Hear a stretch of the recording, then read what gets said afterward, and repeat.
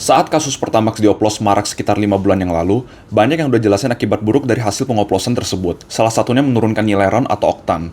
Alhasil beberapa mobil tidak boleh menggunakan RON di bawah 92 dan mengisi Pertamax oplosan tersebut akan mengalami fenomena knocking. Di video ini, gue akan mencoba untuk mengelaborasi bagaimana fenomena knocking itu terjadi dan apa dampaknya pada mesin. Perlu diketahui dulu, fenomena knocking akan dijelaskan hanya terjadi pada mesin bensin. Sebelum memahami fenomena knocking, gue akan jelasin dulu proses bagaimana BBM itu digunakan oleh mesin, yang dimana akan melewati pembakaran internal atau internal combustion supaya tahu di mana knocking ini akan terjadi. Internal combustion pada mobil umumnya menggunakan 4-stroke cycle, yang dimana ada 4 langkah bagaimana mesin mengkonversi BBM dan udara menjadi energi mekanik untuk menggerakkan mobil. Langkah pertama adalah intake. Piston akan bergerak ke bawah sambil memasukkan udara dan BBM melalui intake valve ke dalam ruang silinder. Langkah kedua adalah compression. Intake valve akan tertutup dan otomatis ruang silinder akan tertutup seutuhnya, yang ketika piston bergerak ke atas akan memberikan kompresi atau tekanan. Tahap inilah di mana fenomena knocking bisa terjadi dan gua akan jelasin detailnya nanti.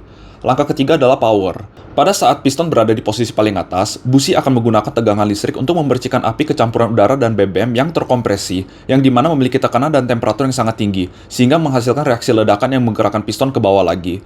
Proses inilah yang akan menghasilkan tenaga untuk menggerakkan mobil.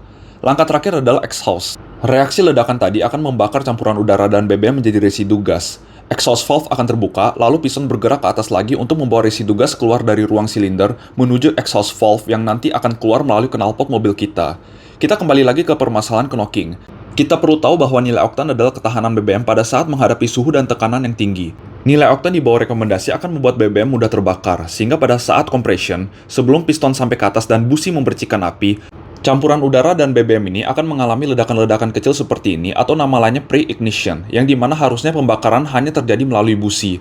Fenomena pembakaran prematur inilah yang dinamakan knocking atau detonasi. Fenomena knocking ini otomatis akan menaikkan suhu dan tekanan pada mesin dari yang semestinya, yang secara langsung akan menurunkan usia pada komponen mesin kalian. Dampak dari knocking ini diantaranya merusak ring piston, pengikisan kepala silinder, menurunkan performa akselerasi, boros BBM, serta meningkatkan polusi udara.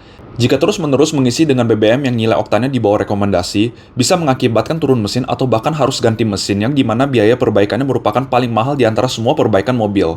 Untuk mengetahui mobil kalian perlu diisi nilai oktan berapa, biasa beberapa pabrikan mobil memasang stiker informasi RON pada tutup tangki BBM, atau kalian bisa mengecek rasio kompresi mobil melalui buku manual atau internet. Ini pemetaan rasio kompresi dengan nilai oktannya.